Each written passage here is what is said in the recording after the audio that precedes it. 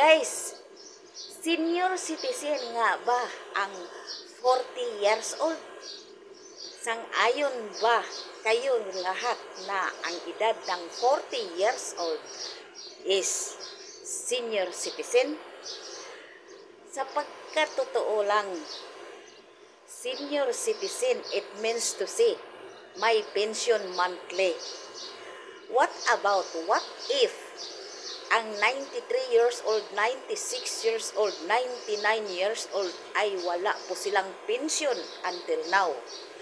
Di ba ang sumisikat sa mga nagdaang mga taon na ang 100 years old ay bibigyan ng 100,000 sa ating government ng Pilipinas? Ito nga ba'y totoo? O ngayon, idinagdag pa ang 40 years old na mas marami po ang 40 years old at malalakas pa na nagtatrabaho at lalo na sa abroad, mga 40 years old more than nagtatrabaho, magsiuwi dahil may pensyon na yan. Ito ba'y mababayaran ng gobyerno?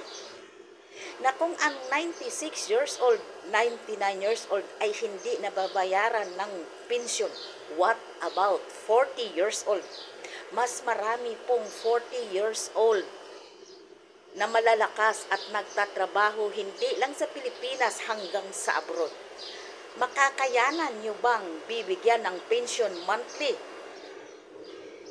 Sa palagay ko, oo, mas mainam yung isasali na sa senior citizen dahil may pension monthly.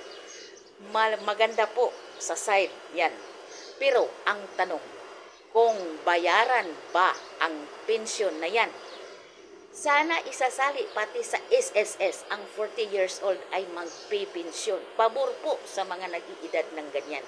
Pero ang tanong po, na kung ang 90 years old, 93, 96, 99 ay hindi po nabayaran ng pension na 100,000, how much more ang 40 years old na mas marami?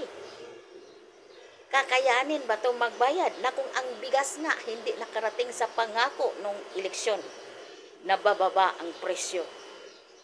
Iyan pa. Ano yan? Lokohan?